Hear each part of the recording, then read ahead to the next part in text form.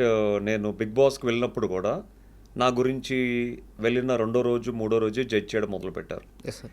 In fact నాకన్నా ఎంతో వయసులో చిన్న అయిన దీప్తి సునాయన కూడా కౌశల్యం ఉంది రేపు మా వెళ్ళిపోతాడు అని జడ్జ్మెంట్ చేశారు. నాకు ఎవరన్నా జడ్జ్మెంట్ చేసినప్పుడు I take it as a challenge. Okay. I feel like I want to prove the best.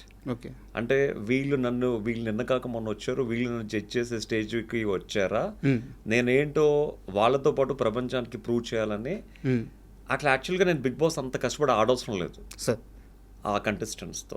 But నేను కావాల్సిన దానికన్నా ఎక్కువ కష్టం పెట్టాను, ఎక్కువ ఆలోచించాను, ఎక్కువ కసితో ఆడాను.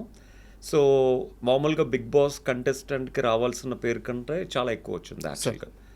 So that is what I accept challenges. Okay. So చిన్నప్పటి నుంచి ఒక మధ్యతరగతి కుటుంబంలో వచ్చిన ప్రతి ఒక్కరిని జడ్జ్ చేయడం అనేది కామన్ కాబట్టి, సో ఆబ్వియస్లీ అంటే గొప్ప కుటుంబంలో పుడితే జడ్జ్మెంట్ అనేది ఉండదు. అంటే ఆల్రెడీ హీ ప్రూవ్డ్, వాడికి ఉన్నా లేకపోయినా డబ్బు ఉంటుంది కాబట్టి ఏదో విధంగా బతికేస్తాడు. అలాగే పేద కుటుంబంలో వచ్చినోడికి ఆ కష్టాన్ని నమ్ముకొని బతుకుతాడు. బట్ అటు ఇటు కానీ మధ్యతరగతి కుటుంబంలో వచ్చిన వాళ్ళకి అటు వెళ్ళలేరు, ఇటు వెళ్ళలేరు.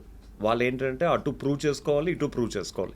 ఇటు కష్టాన్ని నమ్ముకుంటూ ఇటు ఆ జడ్జిమెంట్ చేసిన వాళ్ళకి ఆన్సర్ ఇచ్చుకుంటూ they have to do something in their life to achieve something అనమాట.